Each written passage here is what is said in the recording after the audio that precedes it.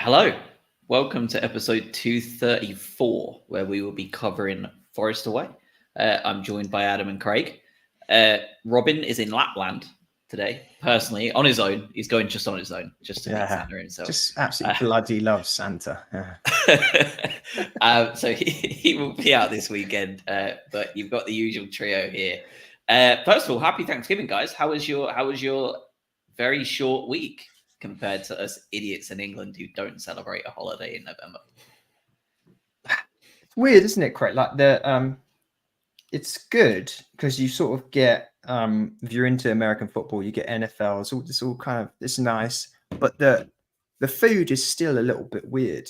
And then here they're not so obsessed with turkey at Christmas. It's normally something else. Like you cook something different. I'm still staunchly turkey means Christmas, so it's all a bit confusing.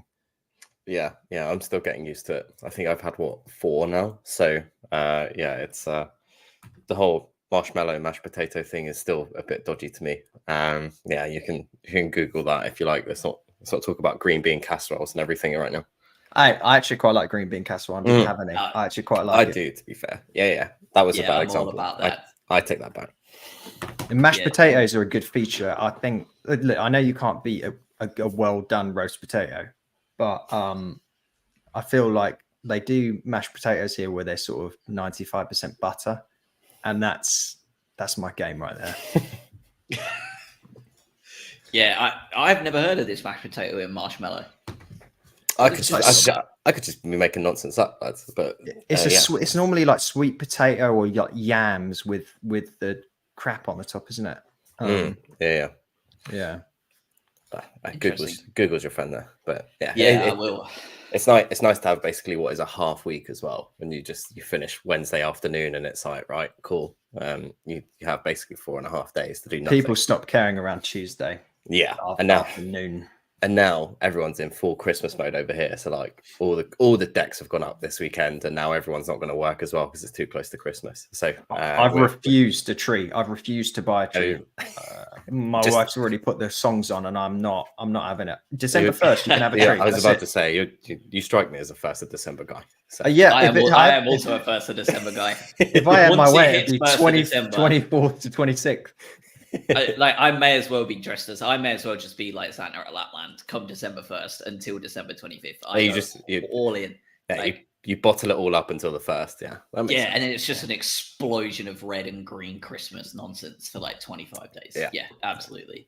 Well, we have a bit of Hanukkah to celebrate as well, which is a lot earlier this year. So it all starts a little bit earlier, and then you've got that 8 nights, and then you've got the Christmas day as well. So it tends to start a little bit earlier for us. Love that really though, genuinely. It's not. It's less. I feel like we're all going to be focused on red and green. With Brighton now, I feel like it's going to be more Red Cross for December with the amount of bloody injuries that we have. It's unbelievable, and red cards for that matter.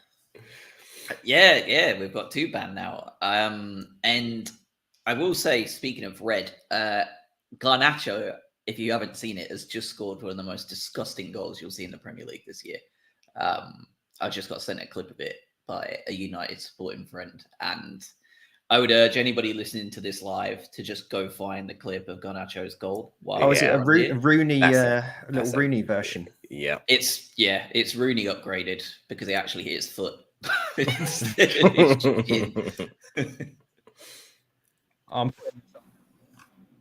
Yeah, that's silly. It's absolutely nasty, isn't it? Yeah. Oh yeah, that's pretty decent. I heard Elise's was quite good as well. I haven't seen that yet, but I heard that was a banger. It was a very good goal. A standard Elise goal. He's annoyingly good, isn't he? The good news is Palace is crap apart from him, so it's fine. Yeah. I'm trying to think of. I'm trying to get an invite link to the Discord. So we've got the Discord. We've made it all really fancy looking. If anybody is not in the Discord yet, head over to it. I'll put the link on Twitter again. It's in our link tree. But just come on in to the Discord, have a little chat. They're all in there now talking about Garnacho's absolute wonder strike. So they're very welcoming usually when they're not having meltdowns. But yeah, it's really good. So we've got a lot of people in the chat already We got Lucas in here, excited for this one. Lots to talk about 4 hours ago. Well, I hope you're here now, Lucas, because I should be gutted. Lewis, when is this coming out? It's coming out now, 3 hours after you posted that. James Elliott, great result and performance that was. We would have been battered. Ideally, we would be battering teams in Forest's current category, but a great battling performance once the 3-1 had gone by the wayside. We'll get to that, but I would argue we kind of were battering them from the minute we went 1-0 down to the minute the red card happened. I don't think it was we're picking them apart. But we do seem very vulnerable these days, right after we score a goal. These days, James, it's been several months. We've been looking that vulnerable for a goal. Murph's in just before the American football. Why do you think we're recording now, Murph? We've got one eye on the 6 o'clock kickoffs as well, so don't worry. You watch the Grand Prix, you do the podcast, and then you got the NFL coming on. This doesn't happen by accident. It's like we've done it before, isn't it? Yeah. So let's talk what we've got coming up. So let's cover Forest today, Athens as well, and inevitably we will be talking about everyone's favourite situation right now, and it is basically the hospital wing of Brighton and Hove Albion and the amount of injuries we've got. But early days, let's just give this a call out as well. For the 23-24 season, Together BHA is sponsored by Greene King Sport, where football is more than a game. Greene King Sports venues are showing every televised fixture over the course of the season, including all of Brighton's. So instead of tuning into the internet for a dodgy stream, get your mates together and get down to the local Greene King pub and get closer to the action. This season, Greene King have launched the Greene King Sport Instagram page, which we've been plugging pretty much every week for 2 months. So I really hope you're following by now. It's the home to fan content, deals and competitions throughout the season. And they've already given away Champions League final tickets and signed shirts. So you don't want to miss out, especially if we're en route to Dublin. You'll feel like a right mug. Drop them a follow on Instagram and you won't just be the first to know about all this. You'll be helping out Together BHA as well. Keep an eye out closer to Christmas because there may be a little special Greene King podcast special against Palace as well. So keep an eye out for that. On to Forest. I'm going to try and keep the conversation as far away from Anthony Taylor for as long as possible, aka for as long as Adam allows me to. So let's start with the starting lineup yesterday. We had somewhat a semblance of a real football team out there, despite the injuries yesterday, which I think was a shock to everybody with the inclusion of Tariq Lamptey.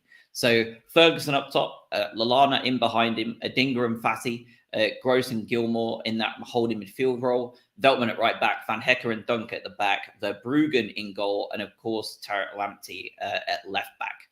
What were we thinking with that team? Obviously, with the bench looking very thin, of course, with several players that I'm not sure have ever been on there more than once or twice, with Duffus, Jackson, and Baker, Boaty? I don't know. And obviously Hinshelwood as well, who has a couple of stints in the team. What were we thinking when we were looking at that starting lineup, that bench, and a post-international break with, I think you said, Adam, 3 games, like a game every 3 days on average between now and the end of the year? Yeah, I mean, God, if you look at the fixture list, so obviously we play Athens this coming Thursday. You have less than 72 hours then until Chelsea, less than 72 or 72 hours until Brentford, 72 hours until Burnley. It's just pain, absolute pain. But the lineup that we managed for this game, I was actually pleasantly surprised. I thought it looked far better than what I expected us to be able to put out based on the number of injuries that we had. The bench was a little bit questionable, and I think we saw that through misfortune throughout the game, whereby we basically had to trot out people in positions maybe they otherwise wouldn't have played in. And then you look at the remainder, the only subs that weren't used yesterday were Steele, Ben Jackson, Joshua Duffus, and Benicio Boate, as you mentioned. So that's that. But the actual starting lineup looked good. What the next starting lineup is going to look like, it's going to be another matter. What do you think, Craig? Yeah, it was as good as you can possibly put out, right?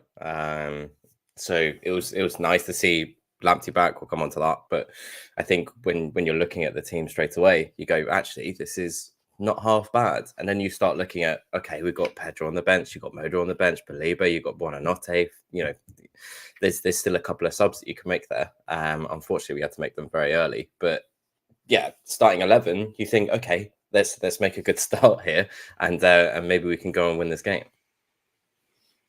Yeah, and for the first 60 seconds, 90 seconds, it didn't look so good. We basically had all the ball, not much penetration, followed by, not sure who it was who got the ball back. I think it was Danilo, who then just popped it up, and Elanga, I think it was, back post, all on his own. Dunk and Veltman both going to Chris Wood, who I can understand wanting to get a hold of Chris Wood and not letting him get too it was Van Hecker and Veltman. Dunk was just standing on his own doing nothing. Even better.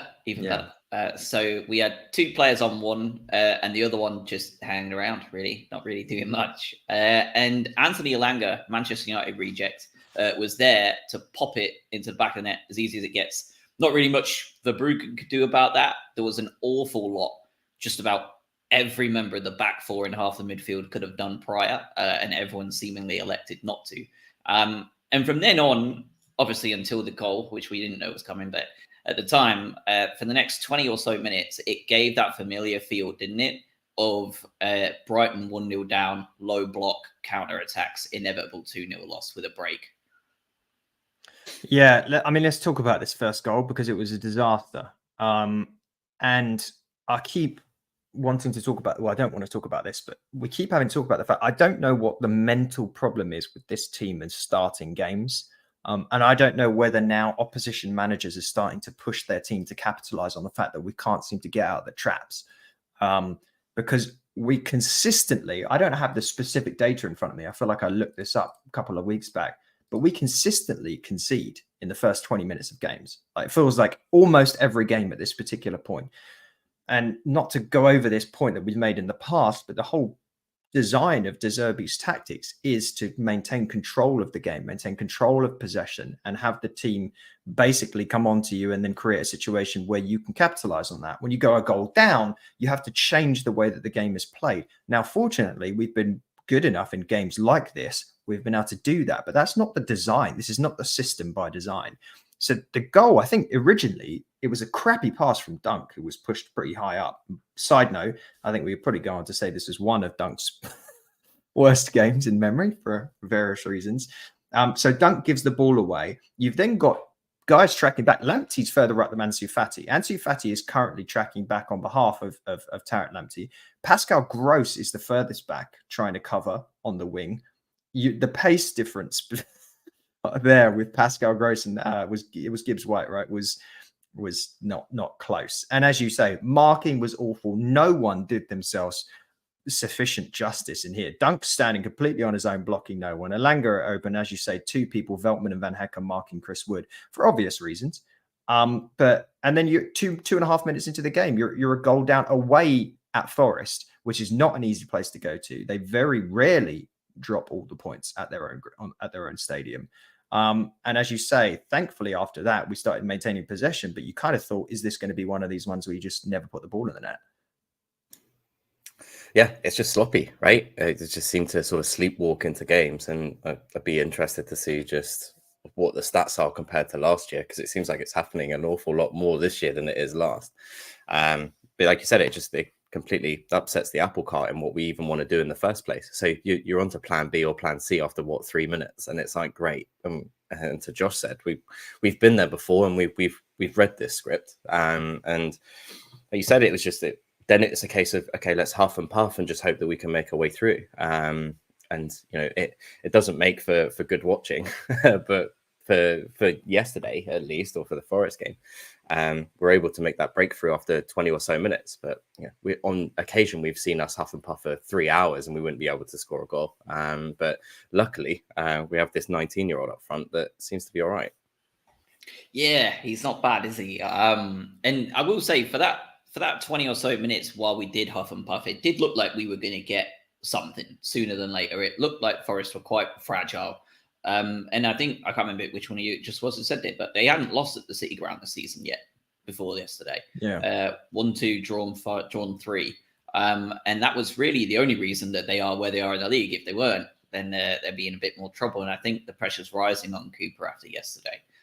It looks like online. But yeah, and one of the main focal points, really, I thought, who looked very good in that first 20 or so minutes was Ansu Fati out on the left. He looked like he was causing them all sorts of problems. So, of course, being Brighton and Hove Albion / Brighton and Hospital, he decides to go down with barely any contact. I don't even think there was any contact for his injury. Goes down on 21 minutes and is substituted off for João Pedro, adding himself to the very long list of injured players now for Brighton and Hove Albion. That's going to be a problem going forward, isn't it? We now basically have one, maybe two options for different attacking lineups now. Outside of that, we're basically stuck on what we want to see up front consistently, isn't it? It's tough. Come on, Craig. Yeah, no, it's we can talk about that list, but it's the innocuous ones where there's no contact that tend to be the worst injuries as well. So let's hope it's just a muscle strain and we didn't want to risk it. But we're now in the game of risking it, because otherwise you're putting Ben Jackson and Josh Dutchers on, who we've never seen before. So it grows and grows. I agree. I think he was probably our most dangerous player up until that point. But yeah, you've got João Pedro to come on instead, which we'll talk about. But just more and more. And I think, to your point, every 72 hours you're playing 90 minutes of football, right? This diminishing set of players means that our expectations have to be drastically reduced, because you can't keep up a level of performance when you're losing 1 to 2 players at the moment per game due to injuries. It's really not good. I mean, when we look at this sort of injury list, I know we'll probably go into it in a lot more detail, but I guess we didn't expect Adam Webster to have a knock either. He wasn't really added to the injury list until quite late. You hope he's recovered to come in for Dunk. The only benefit that you get from Dunk having a red card in yesterday is that he can still play against Ike. He can still play against Athens because that ban won't carry over to European football. So hopefully Adam Webster is good to go by next Sunday, right? When we play Chelsea. If not, it's going to get a little bit tricky. Up front, though, I mean, if every cloud has a silver lining and all that, if João Pedro doesn't come into this game, who knows how this game plays out? Because yes, Ansu Fati looked good. João Pedro looked better. And for me, it's getting to a point where I don't really want to see João Pedro on the bench. I know it's easy to say that after this game, but time and time again, he's the way he's able to hold up the play and the way he's able to hold off other players because of the strength he has, and then go round 1 or 2 people is massive. Obviously, the header we can talk about. The fact that he's our go-to penalty taker, still hasn't missed a penalty, 100% record for Brighton. I think 5 and 5. He's got to play for me. And the fact is, he was on the pitch with Evan. This is one of the first times I feel like we've really seen Evan Ferguson and João Pedro work fully. More of that, please. We don't have a choice to not see that now. Yeah, that is I felt like that was like the monkey's paw curling. I feel like for the last 3 weeks, I've just said I want to see João Pedro start every game for the foreseeable. Alongside Mitoma and Dunk, if there's starters every week, I want him in it. And it felt like it was all right, fine. We're finally going to give you what you want, and we're going to take Fati's soul in trade and just take him away. But shortly afterwards, we continued to press, continued to huff and puff, and it came to fruition. A beautiful bit of link-up play beforehand, though, that led to a Billy Gilmore shot, really showed that Forest were up there for the taking. In barely a couple of minutes later, we pulled off the same sort of really free-flowing move that ended up falling to Evan Ferguson, a player you probably want in that position a bit more than Billy Gilmore, God bless his soul. And even Alan Shearer, you could see the admiration on his face, in his voice last night on Match of the Day. He really likes him, and the casualness and the precision and the power that he made to just pop that into the back of the net with what looked like a casual kind of side-footed pass from the 18-yard area. this is not his first time he's done this either, is it? And it's not something that we're probably going to see rarely. It seems like he's very comfortable doing this. Just unbelievable, wasn't it? He's a great striker, isn't he? It's just, I think he's able to score from pretty much anywhere, and that's what makes him so dangerous. So yeah, just no backlift, just straight into the bottom corner, just gives the goalkeeper no chance. And all of a sudden it's 1-1, and you go, right, okay, we've got the fruits of our last 20 minutes, and now we need to kick on. But he's such a good player. He's just, and obviously with the new contract as well, hopefully he's here for a little bit longer than probably we think. But you know, what is that? 6 goals in the Premier League at the moment. You know, I know he scored 3 in one game, but you know, you're on 6 after, you know, just over a third of a season, I guess. He's on track, right? This maybe isn't a particularly bold prediction, but I think you're looking at the next player that is going to be the British transfer record as and when that does happen. Right, currently held by for what's Enzo Fernandez, right? 107 million quid. Yeah, he is it already. He is it already. I feel like every game where he scores, we say this about Evan Ferguson. The games where he doesn't score, I feel like we just don't give him any service, and he gets completely bottled up in the middle. That finish is just ridiculous. But also, let's not forget about the play leading up to it as well, right? We talked about the bit beforehand, but it's a really nice gross pass that cut through. Adam Lallana sort of did a bit of a step over it, and then led to that Ferguson finish. Adam Lallana is sort of the dummy step over king. He's done that a couple of times already this season to create goals. He's such a smart footballer. I know he's not the first player you want to see on the team sheet anymore. Doesn't have the legs or whatever, but he's very, very intelligent football player, and I do enjoy watching him play. But yeah, I mean, Ferguson's he's the guy. He's the guy. Yeah, it was outrageous. And from then on, the pressure continued to tell up until we went 3-1 up. Like, for example, like once the red card was given, we dominated the ball, dominated just about everything really on the stat sheet, barring shots, weirdly enough. But they weren't exactly quality ones from Forest when you look at the XG and all that good stuff prior to the red card. Things get a little bit more dicey post red card.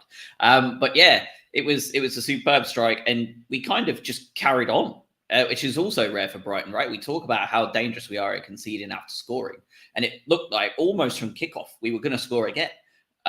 Unfortunately, about 10 minutes after the goal, Tariq Lamptey goes down.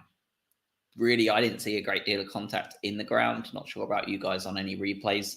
But Tariq Lamptey goes down and is immediately subbed off. I feel like there was the bare minimum of treatment. He was just hooked straight off for Jack Hinchelwood, who came on and was asked to play left back. And for the next 10 minutes prior to half time, looked like a fish out of water. Looked a lot better in the second half when he had kind of had a chance to gather himself, but was pretty obvious weak point for the rest of the game, and understandably so. But yeah, there goes another one added to the list. Tariq Lamptey on 35 minutes. But it didn't hold us back because João Pedro again steps up in crunch time. Playing on the left wing at this point. He's played right wing and centre forward for Watford for a long time. No one never thought of sticking him out on the left. He goes, hold my beer. I'm just going to score an absolute belter of a header out of nowhere. If you ever go back and watch that, for people listening, I'm sure Adam's probably watching it right now. Watch when João Pedro starts his run. That guy is miles out of the box when that ball's starting to be hit by Pascal Gross. And it just unbelievable. Like, what a goal, what a header, what a ball from Pascal Gross. Again, 2 more assists for Pascal Gross yesterday. What a superb goal to cut. Like, it's almost De Bruyne-esque in that, like, you can't defend that if someone's coming in the right way. Yeah, and yeah, we can have a whole podcast episode dedicated to Pascal Gross. I'm sure we will in the future. But yeah, 2 more assists. That's what he does. You come to expect that from him, and he's so good. But I think, Adam, you were right when you said earlier, like, we don't score that goal if Fati's playing instead of João Pedro, right? So those sort of runs and I guess, his sort of stature and his ability to get into that box and do what he does. I agree with both of you. I think he should also be one of the first names on the team sheet if he's available. He's clearly the number one penalty taker. You want him to be on for as long and as many minutes as you possibly can. And it's a fantastic header, right? Like, it's just really good. And then all of a sudden you're going into half time 2-1 up. Like, it's a little bit weird how we can turn it around in 45 minutes when we're so used to, saying that we can't hit a barn door with a banjo. So it's a nice little end to the half, and then you go in and you reset, right? But a good showing apart from the first 5 minutes, which is, very familiar. Yeah. He's that ability for us to put the ball in, not only just because João Pedro's heading ability, talking about the idea that Fati wouldn't do that. Also the fact that they were all marking Evan Ferguson, similar way in which we were all drawn into Mark Chris Wood. He's gone and done the Elanga. And no one's like marking the João Pedro run coming in at, middle far post. That's the benefit you get. I think it's also part of the reason why we've seen Matoma pop up with a lot of those headers in the past as well. It's not exactly this giant man, but when you're trying to mark Evan Ferguson, which you should be doing, you've got a free runner at the back post and you get the leap on. It was that perfect time to score, as you say, sort of just before half time, put some pressure on them. And then I don't think any of us really expected what was going to occur in the second half. But, back to the Lamptey one very quick.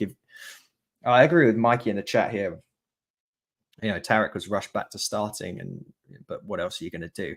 I think this is the one part where we can be aggrieved with the club a little bit. The one misstep that we've seen with transfers.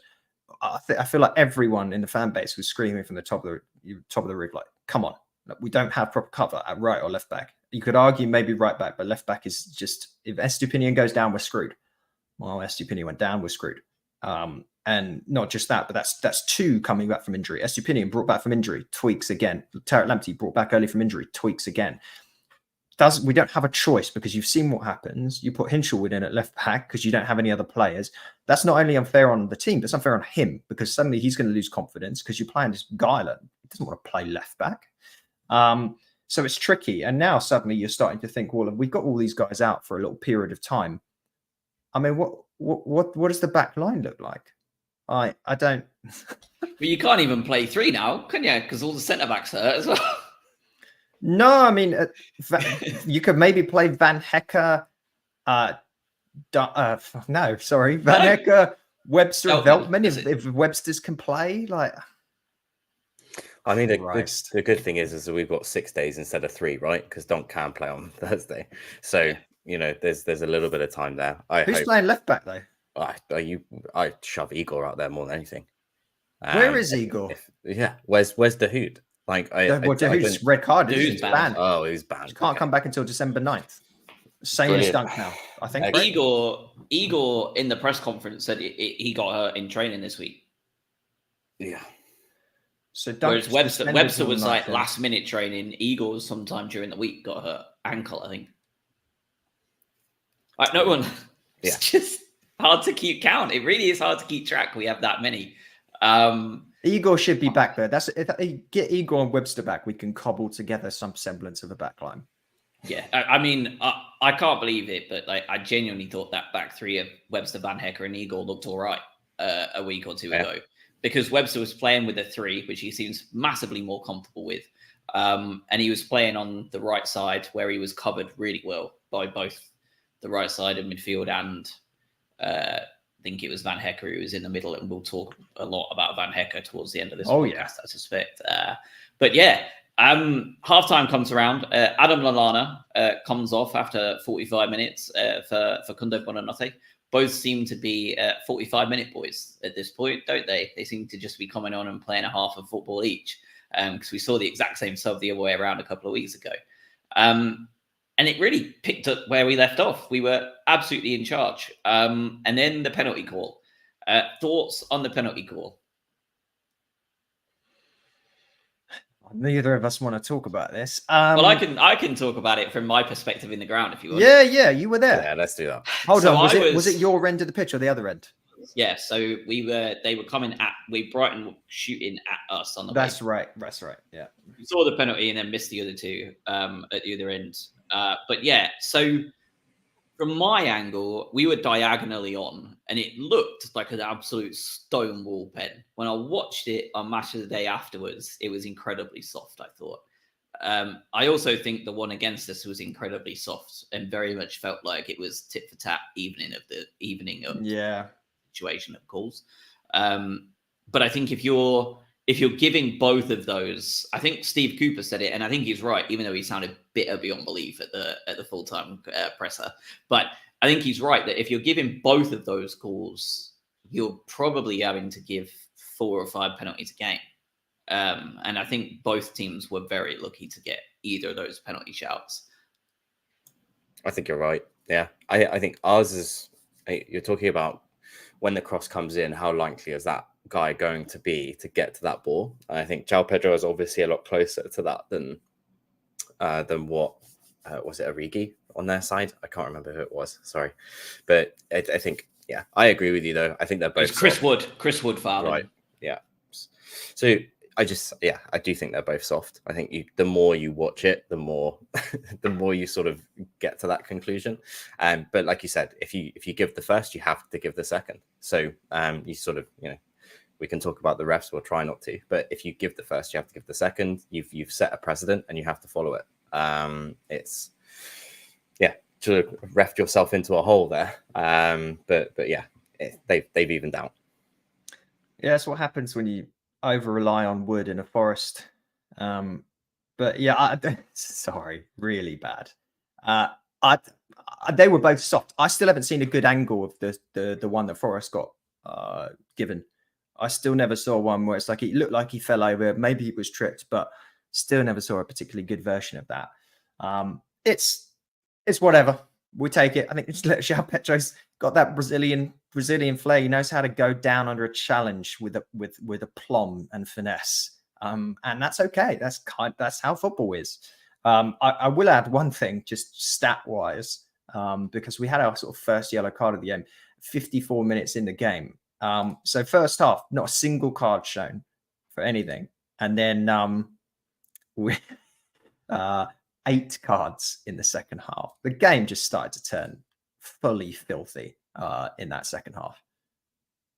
Yeah, and there was a number of challenges in that first half that I thought should have been bookings, by the way, for both sides. There was a couple of hard tackles going in that were really quite poor, and there was nothing given for any of them. So when you started seeing some of the fouls that were being given out to some of the players, I was absolutely shocked that now they were bookable situations. How did Murillo not get carded on the João Pedro thing? I don't understand it.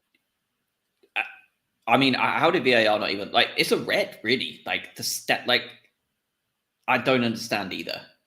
It's baffling to me. Well, I've got a very super objective opinion. Someone messaged me on Twitter saying it was barely anything. Pedro was doing all he could to get sent off. It was right in front of me. Forest fan. But sure, I mean, maybe he was, but I watched it on the cameras over and over again. He pushed him over and then his foot went down his back. You nothing for that. You can just do that. But you mentioned VAR, so this is your fault.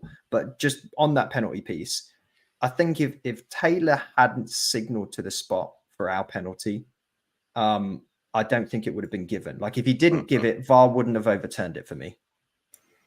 Yeah, which is what makes it more surprising that he didn't give the second, but VAR did overturn it. Yeah. That to me is where we get into very dodgy territory of this clear and obvious stuff that good process really guys. Just makes it seem like they are just dictating a game for the sake of dictating what result they were hoping to find just for the banter, really, or entertainment's sake. So goal goes in, happy days. We continue to play really well, frankly. I don't think there's really a point in that game where we're looking like we're not going to go ahead and continue to cause some problems. Hitting them on a break pretty well. They made a couple of subs, but nothing too wild. And then comes the moment of madness early on in the 73rd minute, I think it is, where he goes down, whoever it is that went down, to win the penalty. Had a great counter attack where I thought we were going to score. I It really was Hudson did. Odoi. Hudson-Odoi goes down. Hinshelwood breaks, and I really thought he was going to score, or at least tap it in for someone else to score. Comes very close, and then the game is blown dead for VAR to come in. I've not seen a referee stand at a monitor for as long as this one. And I thought for the first time ever, we might actually see them show some initiative and like brains of their own instead of just doing the theatrical piece. But I guess he really like wanted to fit the bill, right? Like we have a lot of drama going on, so let's add to it. And he ends up giving the penalty. And from then on, absolute shit show. Dunk is shown a red card after a yellow card. He's shown a straight red after 10 seconds. And from what we can gather, it's for verbally abusing a referee. Straight red card. First time in 12 years since Lee Cattermole had that happen to him. Now, we saw Bruno Fernandes shove a linesman and verbally berate him and not get anything like the same kind of punishment. We've seen several players grab referees and pull them around towards them and just get a yellow card for it. Conspiracy theory time. De Zerbi got off quite lightly from the FA for his comments about 80% of referees being disliked.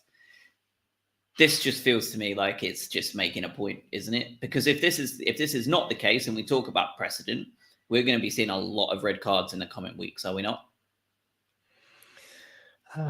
We don't know what we don't know what he said. I've heard rumors online that he called him like a bald idiot or something.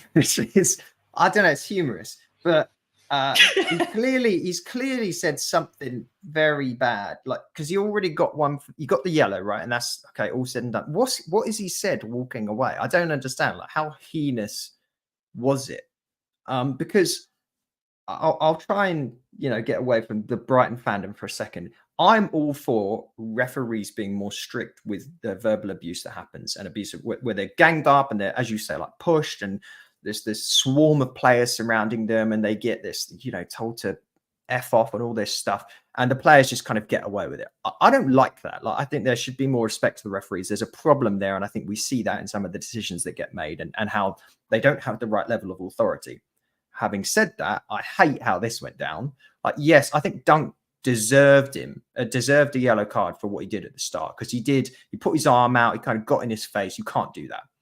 The red, a straight red for saying something like you must have to say something pretty like Zidane World Cup final or whatever esque headbutt situation to have deserved that. Like I don't get it. I really don't get it. It just seems silly. Maybe there's something to this De Zerbi part, but this is a ref that Anthony Taylor was demoted, wasn't he? Not that long ago because he's so crap.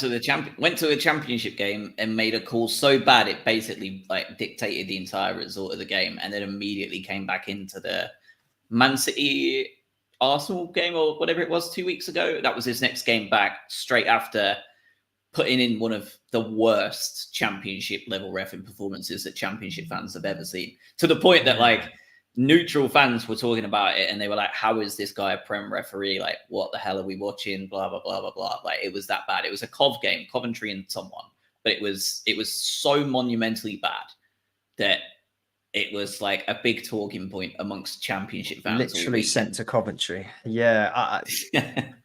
But there's Mikey saying in the chat that apparently, he said he called him a bellend, which to me, bellend is like a low tier insult. Like bellend is maybe not even yellow card worthy. Like if you're gonna throw out some more outrageous stuff, maybe you can start to get into yellow card. Like red card territory for me is like you are talking about mothers and things like that. Yeah, it's a personal threat. Yeah. Bellend, I think it's just talking to, isn't it? Call him a bellend back. There's no doubt we're coming towards slurs, the C word, or like threats. Like they're your three to me, like that are red card worthy. Like they're the three. Like, and I think they're quite easy to define. And think about on a more serious matter. Think about the racism that's been obviously happening in various leagues and players like are clearly seen to say racist remarks, and they don't get sent straight reds. Like, and he calls him if it's true, he calls him a bellend and gets sent off. Come on. I said, you start talking about that consistency factor again, don't you? Is like, why is that a red card when we've seen so many others that are not? And you start going, okay, if this is the line, and I think I agree with you, Adam, right? The respect to the refs kind of has to be there, right? You can't surround the ref. You can't say certain things like the C word or slurs or anything like that. That's an absolute no-no, right? But if that respect has to be there, then the consistency has to be there. You have to set a very clear rule as to what this is and what this isn't. So for him to be sent off for that means that you're probably sending off 1 or 2 people a game at this point, and you come back to the whole penalty talk that we just talked about. It's like, well, if you're setting that yardstick, then abide by the yardstick. Instead, they just bring a different one every game and are able to just, dictate some of these games, purposefully or by accident. They're still influencing these games in a way that they should not be influenced. So that's the issue, right? Is it silly of Dunk? Sure, but is it also absolutely ridiculous that he got a straight red 10 seconds after a yellow card for dissent or anything like that? Also, yes. It just seems so strange to me that those are 2 different accounts. But whatever. You can only assume that Anthony Taylor's got some, there must be, he hit a nerve or something. Like, Anthony Taylor must have been bullied at school, and he was called oh, come on, Mr. Bellend or something. And now it's like, he's like, that's for me, that's it. You can't call me that. But does Stockley Park have to review it? Do they have to review his sending off? Because straight red, right? I think they always review those. We can appeal it, right? Like, we're going to have to be able to appeal it. Does that mean a bunch of men have sat around being like, well, what did he Bellend red for that? Because the second yellow, maybe. Like, did they have to chat about it? I think they've got to, really. They've got to at least consider it, right? Like, it's when someone signs one of those petitions enough to get it brought to the House of Commons that they have to entertain it by technicality. Luton Town were fined less than their top 3 players' weekly wage put together for homophobic chanting on the same week that Lewis Dunk gets a 3-game ban and a red card for saying the word bellend. If that is the word that he said, we don't know this. We're speculating. Well, the two that seem to be the absolute consensus, and there's been a couple of lip reader Twitter accounts that are not Brighton affiliated or even football affiliated that are one of those ones that jump in for lip reading accounts across sports and whatever else, live events and stuff. And the consensus is either effing bellend or bold prick. One of the 2. Well, it can't be bald bellend. So, well, no, I suppose. I mean, by law, that because if he doubles down on an insult, because then you get into slur territory. Yeah, I don't know. It's quite imaginative if he calls him a bald bellend, though. Red card. Evan Ferguson also showing a yellow in that melee post goal. Not really sure how Evan managed to pick up a yellow card there. Because Niakate, I think it is, he got one as well. Absolutely bulldozers him though, and somehow Evan is also picking up a yellow. It's like kids that get told off at school for being bullied. Because Evan just got absolutely poleaxed at when he was trying to grab the ball from the net. So at this point, 3-2 up. We ring the changes. Ferguson off, Gilmore off, Carlos Baleba on. Pretty sensible substitution in pretty much every aspect, right? And the lesser spotted Jakub Moder makes his return to Brighton and Hove Albion football. I'm sure this is exactly how he envisioned it. We're batting down the hatches 20 minutes. Yeah. But it's huge news though. What is that, 18, 19 months out? For him to be in and around the squad. If he gets up to the level that we saw pre-injury, then it's another great addition in the middle of the park, isn't it? We had to bring on the beef, really, didn't we? It was just bring on the crunching tackles. But as you say, not ideal scenario for Moder to come back in. By the way, this is a small side note. Do I not remember maybe for Poland, Jakub Moder played left back a couple of times? Not that you want to bring a guy that's come back from sort of potentially career-ending surgery and lob him in at left back. Didn't he play left wing back in Pod's system where everybody had to play wing back for a set amount of time? It's like a hazing ritual. Yeah. Everyone's got to work on the shop floor before they go into management. Yeah, maybe. But anyway, side note, that was a painful last 20 plus minutes. And of course, yeah, why not 10 minutes of added time? That's because you sat looking at a bloody screen for all that time, idiot. Yeah, it was brutal. I was completely convinced that not only would we concede the equaliser, that Forest would probably go on and win the game. I'm absolutely shocked in a very pleasant way that we were able to keep him out. And I'm sure we're going to talk about this, but that Verbruggen save as well was just big couple of weeks for him. He's the starting keeper for the Netherlands now. This maybe feels like I'm sure he'll switch it up as soon as I've said this, but it feels like maybe is this Verbruggen's job now to lose? Steele doesn't save that. I said it in the chat list yesterday, and I stand by it. Steele doesn't make that save yesterday, in my opinion. And I think when you get to that point where you can make that distinction, yeah. And everyone I've spoken to agrees. So if you've got a group of people that can all come together and go, yeah, I don't think Steele saves that. Even people I know that are pro Steele and want him to be number one go, yeah, I still don't think he saves that. I think at that point, public consensus wise, you probably got to consider him the guy. Yeah. I mean, I agree. I think it's probably his to lose at this point, right? It's sort of, we said it was going to happen at some point over the season. Is, you know, when is that transition going to happen? When is Bart going to be one and Steele two? Because we started the season the other way around. I agree. I don't think Steele gets to that, or if he does, he doesn't get as good as a hand on it as maybe Bart did. But a good save right at the end. Like you need everyone on form, and just those 20 minutes in general, just that you're talking about 10 players that just really dug in and just soaked up all the pressure. And to Adam's point, we haven't seen us do that in the past.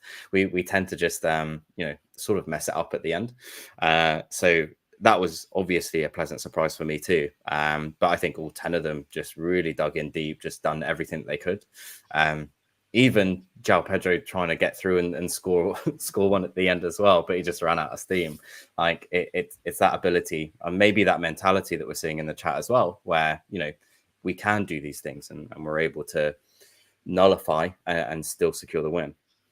It was an incredible tackle, by the way, to stop Pedro, because that was right in front of the guy who shouldn't have been on the bloody pitch, Murillo. Yeah, correct. Great tackle. What it was, though, it really was, because if he didn't get that right, it's either a goal or a pen, and that kills them. Like, that just ruins everything for them.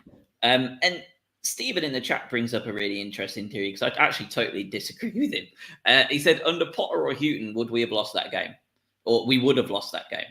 And to me, I don't know about you two, but of the last three managers, if there's ever a scenario where I think we're going to go from winning to losing a game, where we're down to 10 men away from home with an injury crisis, it is absolutely under De Zerbi that I expect us to collapse and lose, given our penchant for conceding shortly after goals going in.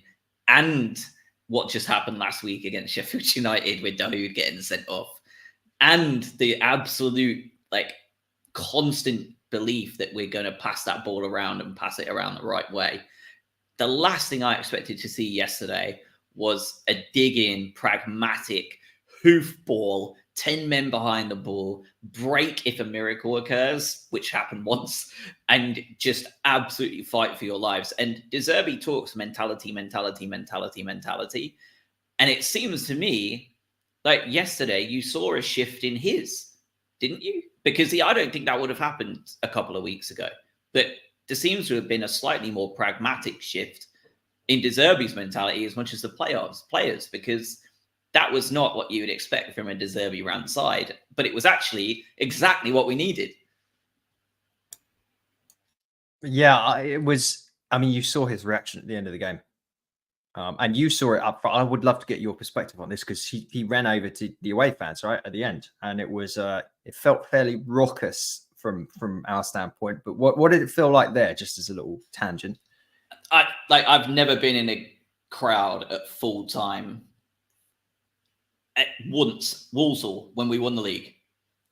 When we won the league and we all went on the pitch on Walsall, that's the closest to celebration. That's the level of celebration I've ever been at. Now, obviously, I've missed a lot of the very good ones in recent years that we've all not been able to attend. But in terms of just regular old weekly football game that didn't really mean anything other than a standard 3-1 or 0 points, I've never seen a celebration like that. We would just go absolutely mental. And I've seen a couple of comments of the players emulate or the players match the mood and the style of the manager in regards to Dunk getting the red, in which case the crowd do too. And it just matched De Zerbi's energy like crazy. Like, I've never seen anything like it. Like, players were throwing their shirts into the crowd. We only won 3-2 at Forest, guys. And we're throwing shirts into the crowd. Joel Veltman's yeeting his GPS into the people in the crowd. Like, we've got like De Zerbi absolutely losing his shit. No shaking hands. He's too busy sprinting full pelt onto the pitch. You've got Pedro doing his best Basuma dance, like by the goalpost. Like, they're absolutely losing their minds. Like, mentality is mentality. Like, whatever happened yesterday was special, I think, for De Zerbi, because he's talked about mentality and growing to that next level a lot. And I think in his mind, this was it. And he talks about, in that interview he had a couple of months ago, where he talked about Shakhtar, Sassuolo and Brighton and what they match. And I think Shakhtar was the closest to his like perfect philosophy of football. And Sassuolo was like his perfect mood or whatever it was. But like Brighton's style and the way he's got us playing is his soul. And like, I think that was it yesterday. Like, that was everything that he could have wanted to see. I think he's come out, and by the way, I quite like that. You got to clip that. The soul. He's basically said, look, we've got all these injuries, and this was a monumental win. There's the other thing right here is, if you don't win this game, you play 2 months of Premier League football without a win. If you didn't win here. And that's fairly problematic, because I think he's not only has he overcome this injury crisis for this game, you've managed to do it with 10 men, and you've got your first 3-pointer in 2 months. And that's just like, what else do you want as a manager in mid-season? Like, that's overcoming every crisis, getting out of this funk that you're in. And you hope now you can take some of this momentum with a ragtag bunch of patched up lads that we have left, to kind of go into this weird period of football that we're about to hit. Yeah, it's worth celebrating, right? I think, like you said, like, we haven't won in the league for a while. You spend what is effectively 30 minutes with 10 men trying to shut them out, and you do it successfully. And to Josh said it as well, to it's an De Zerbi like sort of batten down the hatches, preserve the win. Let's just hang on to this. It's good. It's worth celebrating, right? And it's just it's a really good win, and something that we really needed when we come up into this period of 8 games in a month, right? So it's going to be tough, and the amount of points that we can put on the board right now, the better. So it's such a good result. I was also convinced that we were going to mess that up in some way. So I was very glad to be proven wrong at the end. Yeah, and let's talk about players now. And I think we're going to spend a lot of time talking about João Pedro and Pascal Gross, who already have a little bit. When Dunk was sent off, it was a very young football team that was on that pitch. We'd already gotten Lallana off, obviously. Veltman was on the pitch as well. But outside of that, there was really no major like senior member players at this point, because they're all like dead. So you needed people to step up. And I think it's a really popular NFL phrase. Jamal Williams loves it. I think Jan-Paul Van Hecker proved he's got that dog in him yesterday, because that boy, I've never seen, like, he just gave everything in that last 70. Like, from 70 minutes onwards, he took a hold of that back 7 and by the scruff of their necks, and it felt like he almost single-handedly dragged that team through such a difficult period. And this was a player that last summer we all talked about as a keep or sell. Like it wasn't even that long ago. No, like he and we talked about it. He can make the next step, but he's inconsistent. Is it worth it? We've got such good depth at centre back. We've just signed Igor, blah blah blah blah blah.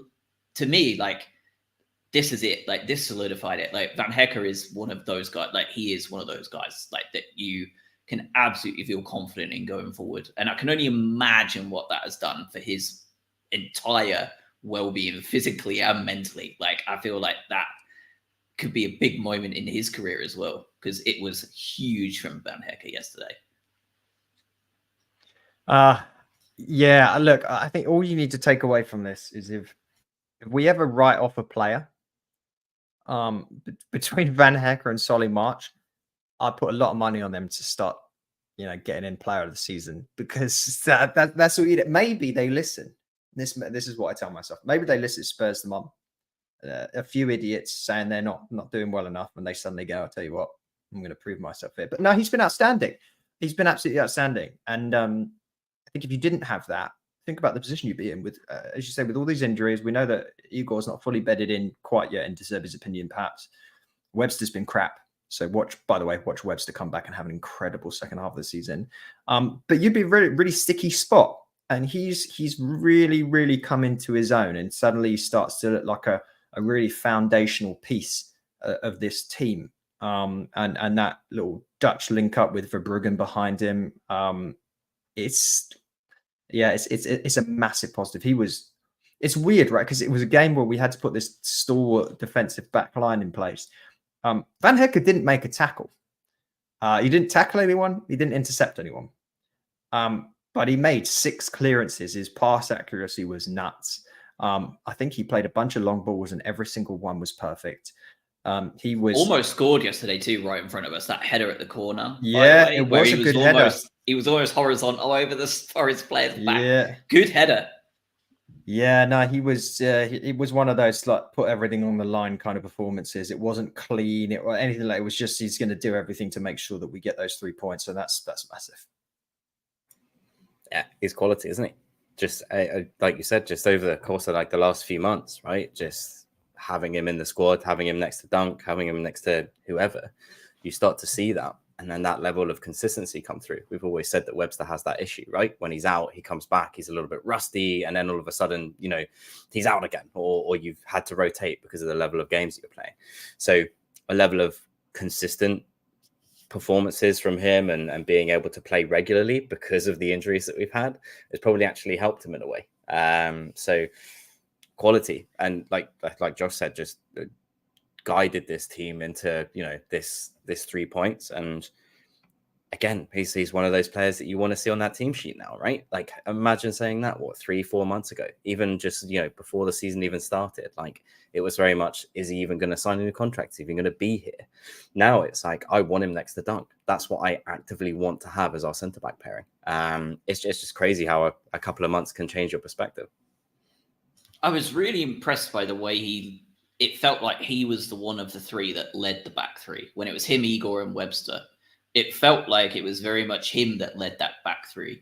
Igor felt like he was just absolutely loving life, being able to link up with Mitoma as the main form of his play. And to be honest, if I'm anywhere on the pitch and I get to link up with Mitoma as my primary outlet, I'm probably going to enjoy my day as well. But it felt like Van Hecker was the one holding that 3 together then. But it's against Sheffield United. And frankly, they're a very poor football team. And if it wasn't down to 10 men, we would have comfortably won that game. We'd have probably scored another before the end, and it would have just been a boring 2-0 performance. And Van Hecker has just come out of nowhere this week. That's his canon event. That's the thing. Like he's just unbelievable. Anyone else you want to talk about before we get to man of the match? Anyone else you want to talk about? Good, bad, ugly, anything in between? Well, I do want to just talk in general about that. Like I mentioned that sort of Dutch link up, the little trio that we have. Because I thought Veltman was also outstanding yesterday. Verbruggen, he couldn't do anything about the first goal. The other one's a penalty. We already talked about that save. I think Forest ended it with an XG of about 1.94, something like that, higher than ours.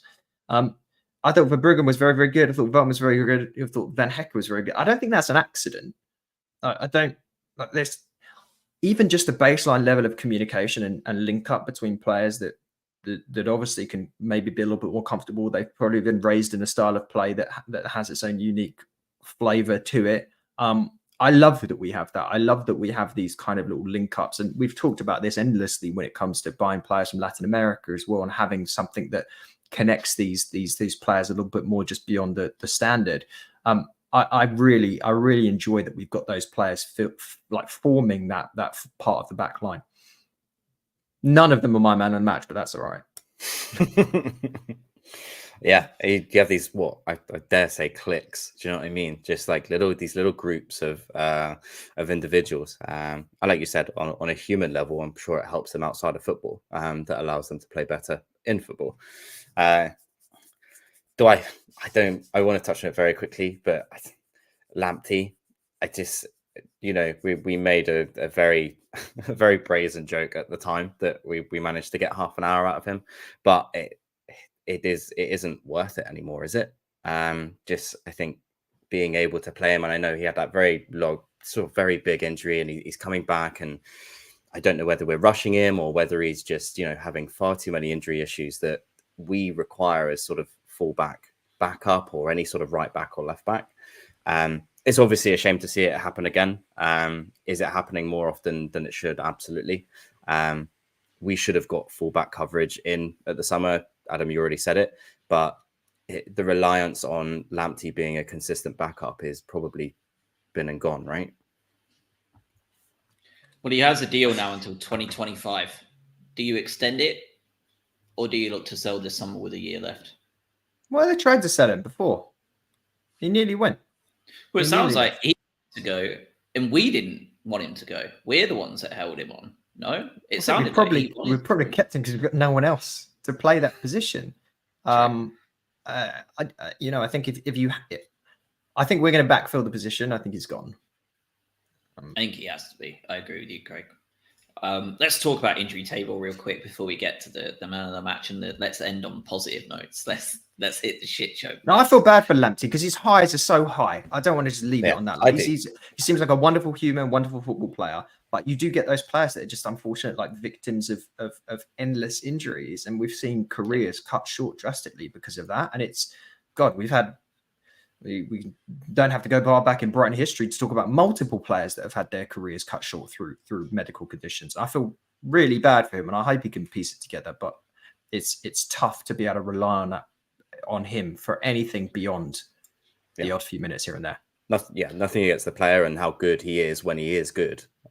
It's unfortunate. And when you talk about a football team and a squad, you need to have these we're talking about rotations. We're talking about how defunct this team is due to this injury table, this hospital wing that we have, right? If someone is a consistent patient, then you start to have those conversations. And it's unfortunate. Great human being, great player when he's playing. He just doesn't play as much. But by the way, back to what was it?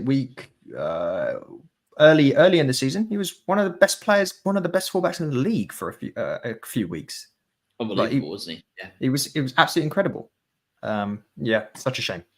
It is tough, and like you say, like I can think of Loa and Izquierdo off the top of my head in terms of similar players. We're not talking about your heart conditions and stuff. Yeah, we're talking about the guys that are just incredibly explosive and their hamstrings can't keep up with their legs. And Izquierdo and Loa are two of those players that really suffered from that. Mm-hmm. And it looks, he's 23 now. This whole injury situation started 3 years ago. He started running into these injuries. It's not just going to go away unless he totally changes the way he plays. And I don't think that's possible given the style he plays. I just don't think it's something he can do. Mikey in the chat, I think we rely on injury-prone players too much. Lallana, Milner, Welbeck, Lamptey, Webster, and now Dunk isn't having the best of seasons. I'll counter you on that because I agree with you, Ari Lamptey. Lallana, Milner, and Welbeck, I think, aren't just in here to play regular football.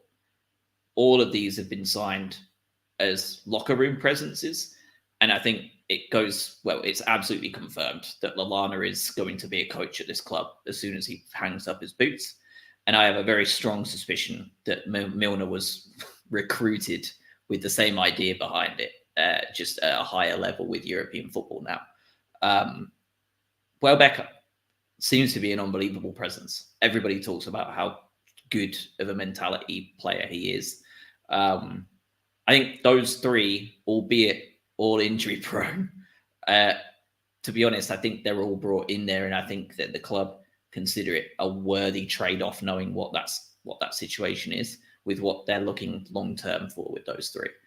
Lamptey and Webster, for me, I would happily get rid of Webster in January if we're going to bring in reinforcements. And for Lamptey, like you say, like if January or the summer come around and we are making signings, he would be one of the first ones out as well, just in terms of the susceptibility for injury.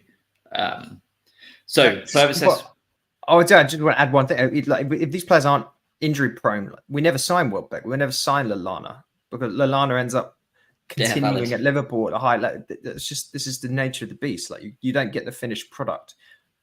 It's the reason why Forest is like a care home for sort of rejects from the top sides. Who do they have? Like Hudson Odoi. They had Origi. Like who else have they got in their team? Elanga is another one. Chris Wood. Do you think they play for them if they're like that? They're all good to go. I know they're not injury sufferers, but you don't make it at the tippy top. Like Chelsea don't get rid of Lamptey if they think he's going to be a good fullback for the next 10 years. Or having said that, Chelsea have been infamously offloaded. Yeah, world-class player. Kevin De Bruyne, Salah, perfect. Get rid of him. Hate him. Useless footballers. Yeah, they're not very good. Injury table then. Estepinian, Welbeck, March, and Ciso. All of those. Okay, let's talk about long-term injuries that have been considered anywhere, like just long-term by De Zerbi. Estepinian, Welbeck, March, and Ciso, and Milner are all out long-term. Unknowns, Fatty, Lamptey, Igor, Webster. And then the one that's in the middle where we don't know what's going to be happening with them is Mitoma. And then, of course, we've lost De Hood for 2 more games in the Premier League and Dunk for 3. No, they come back on the 9th, both of them, because I think Yeah. So at the moment, maybe they re-review Bellend Gate and they add another one on, but I feel like we should appeal that and have that drop down to 2 yellow cards rather than a straight red. But I did, by the way, breaking news, I did get some critical evidence sent to me and it does look like Anthony Taylor says Bellend. It really does. So maybe that puts that to bed, perhaps. But I didn't mean to cut off the injury thing, but that felt like probably the most important point of the podcast. It probably is, to be honest. So obviously, with all of that being said, and an eye looking ahead to our next month of football games, things do not get any easier for Brighton and Hove Albion. This is what it looks like from now till the end of the year. We've got Athens, Chelsea, Brentford, Burnley, Marseille, Arsenal, Palace, Tottenham. No, not West Ham, because they're 2nd of January. So we've got 1, 2, 3, what did you say, 9 games before the end of the year? I think you said 10, something like that. 1 game every 3 days. Is it safe to say that Duncan De Hood are absolutely starting on Thursday? You've got to, haven't you? You've got to start Duncan De Hood.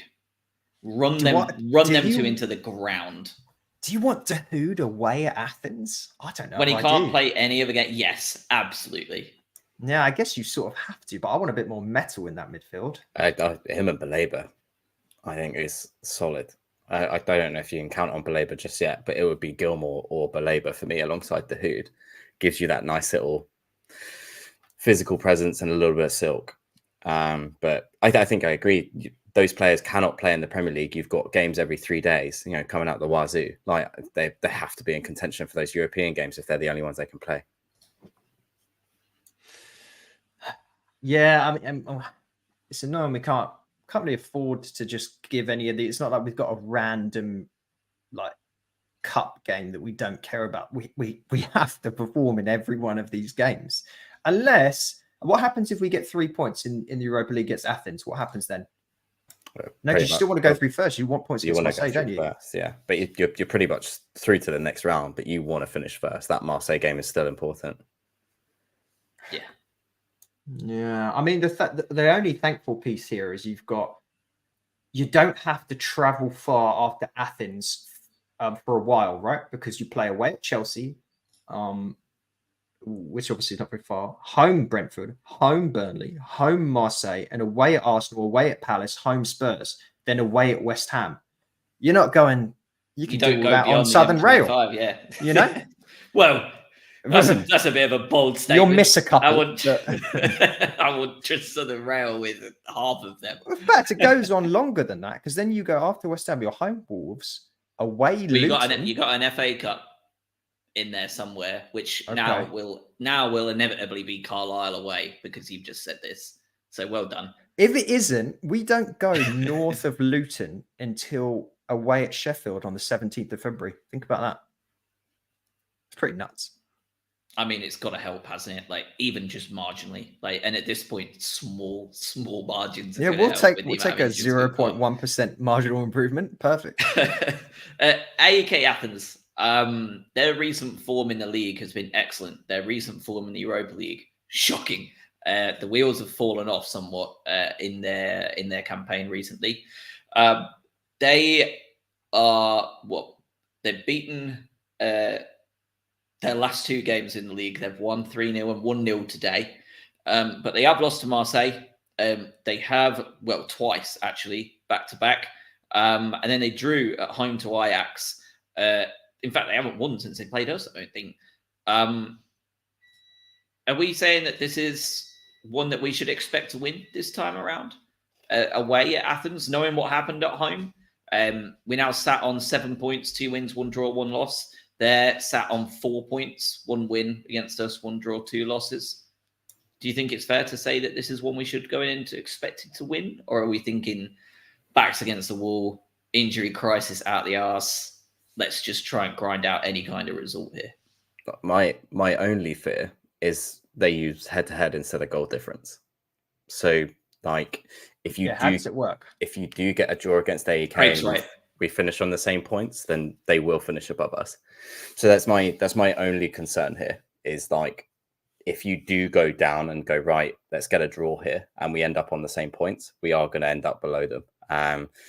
We need to finish above Marseille if we don't get this. So you draw against Athens, you win against Marseille and just hope that Marseille don't get anything from Ajax or don't get 3 points. It's a very tight group, right? And I think there's so many different permutations here, especially with the head-to-head stuff, is that Marseille are clear of like Athens after 2 wins, right? So like they don't have to worry about that at all. We should be going there and beating them anyway, right? And even with a half depleted squad, if you have Duncan Van Hecker in there, if you have Dahoud and Baleba in the middle, you have Pedro and Ferguson playing, right? That is a team that's capable of winning. I've gone to try and look up how it works, and it's absolutely far too confusing because there's 11 bullet points if you finish level on points in the Europa League group stage, because you're sorted by your head-to-head record with 11 different points of criteria. So I'm not going to try and figure that out. Someone will say how it works on television, but you know that Marseille aren't going to drop points at home to Ajax. Okay, so they're going to move to 11 points. It gets really horrendous if we don't beat Athens. But it gets nervy, doesn't it? Because it would all come down to that last game in that condensed fixture list where who knows who you're going to have left to play.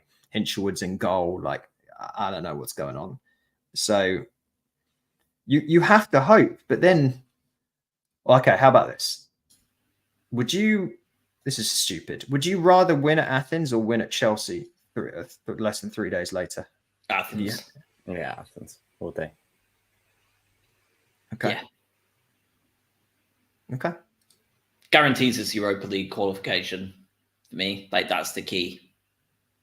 Like, I don't mind going down into the Conference League, but we've made it this far now. And we've came back in such spectacular fashion from the start, from that first game defeat. And we have arguably 2 very winnable games in the Europa League. Yeah, I want to win those for sure. Especially with, I was going to say no disrespect, but full disrespect, with Burnley coming to visit shortly afterwards and Brentford as well. Yeah, I absolutely expect us to beat Burnley. No doubt about that. They're poor. And I want us to, I don't mind if we lose points to Chelsea. Well, I do, because I'll be there. I'll be pissed off to lose if we're there. But yeah, Athens every day. Let's get through.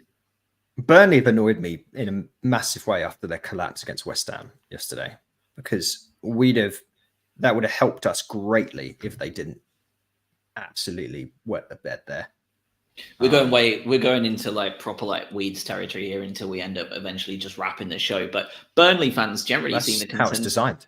Absolutely, the consensus is company out. Mental, or do you agree? It's mental. They're on 4 points, minus 22 goal difference. So I guess what you're saying is, Adam, is the credit that the manager gets for totally overhauling your club and getting you promoted to playing superb football is 3 months. That's the amount of credit he gets. Oh yeah. Before he runs out with his fired. I think he has shown absolutely no ability to adapt to the Premier League and changed his team from a championship winning side to a Premier League survival team, because as it currently stands, they are significantly worse than Luton. That's that. They've conceded 11 more goals than Luton.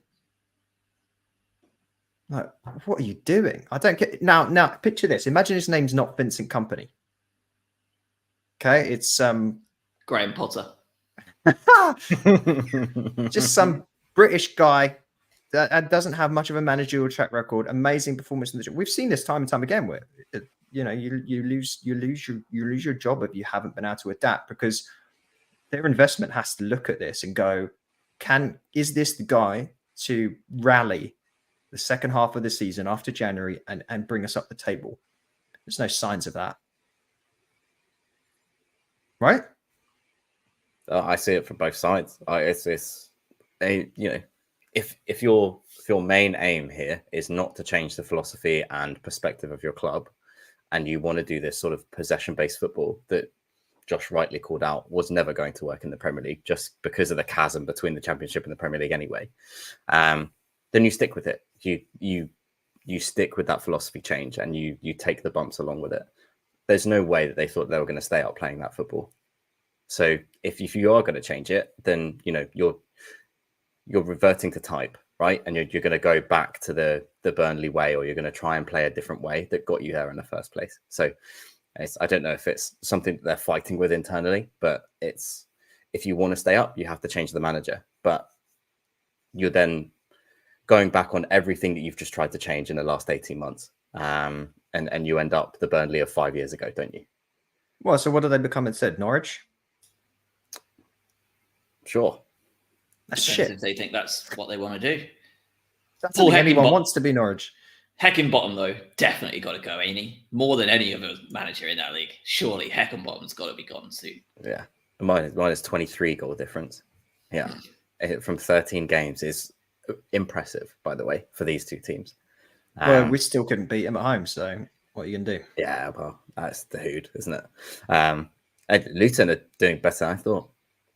They've beat Palace. Got a couple of wins here. The little plucky little underdog story is looking like it might work, especially if Everton also continue to wet the bed. Well, let's talk about that. Everton 10-point deduction this week. Last week, wasn't it? Because we have 2 weeks. What are we making of this? Do we think this will stand? Do we think it will get cut down to like a 6, or what do we think? And I know I agree with Pep, and Pep obviously knows a lot more than me, so I probably should just agree with him. But like, it is very different situations with what's going on with Chelsea and City as opposed to Everton. It was a very easy, cut and dry one situation for Everton. Seems to be literally hundreds for both of those teams, varying across FFP to transfer deals to all sorts of dodgy stuff. What do you think is going to happen with Everton in the next couple of weeks as this appeal goes on and all this sort of stuff? And what do you genuinely think this could mean for City and Chelsea? Are we in a situation where we could genuinely be looking at a Juventus in Serie B situation with either of these two sides? Or Oh, that'd be great. do you think that the final like hair of integrity is plucked out, like when they just get a slap on the wrist and no points fines at all? I don't know. Let's talk about the Everton. And by the way, just to resounding how bad Burnley are. How are you still below a team that's crap and then got a 10-point deduction? Like that's absolutely historic. Yeah. The Everton one's weird. I was listening to another podcast about this because what happens if they win an appeal? Because now you've created a situation where you've changed the course of history. You've diverted the universes because you've got this one position where they're already playing in the relegation zone and that you start to talk about 6-pointers and all this kind of silliness. And suddenly they'd be stuck by 10 points. A completely different conversation that you're having, especially if the appeal takes too long and they don't get it resolved by a certain point at the end of the season. Like, I don't know how you unravel all of that. It's a really, really weird situation. The fact that they've also been punished because it's just simply a more simplistic case to resolve is sort of harsh, but at the same time, don't commit the crime and you don't have a problem with the time. The idea that Man City and or Chelsea get drastically punished is honestly the stuff of dreams. I would love nothing more to see them get 2-year transfer bans, bosh down to the different league. It would just be very funny to see Man City Chelsea in the Championship, wouldn't it? It's never going to happen. I just do not see a scenario there where some filthy money doesn't exchange hands under a table somewhere. And isn't Sam Allardyce involved in this time? I just don't see it. They're going to get bailed out like a big bank. Yeah, I've got too little faith in the right thing happening for them to get punished in a meaningful way. Yeah, something will happen, but it won't be representative of the charges or anything like that. And it'll just show you the disparity between the 6 that tried to go off and create a new league with, their own money and try to take their ball and go away, versus the rest of the teams that have to abide by what seemingly is a different set of rules with a different set of consequences. So it's inevitable for me. I think the Everton one will probably stick. I think, Adam, you've alluded to it. I think you can't go back on that because you're creating too much of a noise with the other people in the relegation zone and what it meant and the potential differences and all that nonsense. And I think there'll be some sort of diminishing returns with the amount of charges that Man City and Chelsea have. And that's how they'll try and explain it away with no integrity whatsoever. And everyone will apparently be okay with it. That's how I see it happening. Yeah. Imagine the appeal. Imagine the Man City appeal, Josh. Because think about the people they are able to employ. We already saw that. Didn't they bring in like some guy that with the previous situation, he was like the most like prestigious arsehole possible when it comes to legal matters. Like they'll just throw money at the problem. It will go away. It's just the Netflix documentary of dreams, isn't it? Really, like it's just going to be such an unbelievable Netflix doc. Like amazing. Yeah, in 10 years, Netflix can't be sued. Knowing the amount of nation states involved and the money involved, people might just die and then it go away. To be honest, let's be fair. Because if it starts getting that close, I may just be like, sack it off. Oh no, he's not come back out at the embassy. What a shame. And this is just a lovely little metaphor for the real world. This is what happens. The people they're exploiting have all the money. Suddenly it's turned into some sort of socialist podcast, isn't it? But you know what I mean. Like it's just that they won't get punished. The Evertons of the world will get punished, and Man City each other. They'll be absolutely fine. Life isn't fair. Yeah, that's the big conclusion. Take that away. But I tell you what is fair. We're 8th in the league after all this crap that's gone down. We're only 1 point off the infamous Newcastle, who just smashed Chelsea. And is this live table 2 points behind Man United? Like, okay, it could be worse. And the Postecoglou Express, the wheels have severely dropped off of that, haven't they? So yeah, 3 losses on the bounce now, isn't it? Could be worse. If we can get Matoma back in the next couple of games, I think that possibly galvanizes the team a little bit. And that would be incredibly important for that little run of games. I would love to have him back. I think the key here as well is that, yes, we hadn't won since September, but we drew an awful lot of them. I was going to say And it was points matter. I think it was 1 loss in 9 now, right? So you can fill your glass and look at it however way you want. But Wasn't that to City as well? Worcester City, 2-1. the one before, the 10th one, I've deliberately left out because it was the 6-1 to Villa. But like they look good, by the it's- way, it's- don't they? Bloody hell! Yeah, They it's look really funny good. it's funny how you can tell a narrative, right? But like you've got sort of that 1 loss in 9 or 2 losses in 10, right? You can say we haven't won in 2 months, but also we haven't really lost an entire lot either. So you take those Ajax games into account, which is also a boost in confidence. You can be positive about things. We're 8th in the table. We're a third away through the season. We're injury ravaged, but we're still in the top 10. I mean, talk about spinning a positive. Only Arsenal, Liverpool, and Man City have lost less than us. There you go. And that's Yeah. true. We'll take it. All right. Athens, Thursday. Early kickoff. Don't forget, everybody. So get home from work early if you're in the States. Book that calendar out. And we will see you all next week. We'll be talking Athens. We'll be talking Chelsea. Not sure if we're going to do 1 or 2 pods. We'll figure it out as we go along. And yeah, we'll be back for that stuff. Is Robin in Athens? I don't think Robin's going to Athens, is he? No. Not sure. No. All right, cool. Well, we will be back next week. Have a good week, guys, and we'll speak soon. Thanks, Okay. everyone.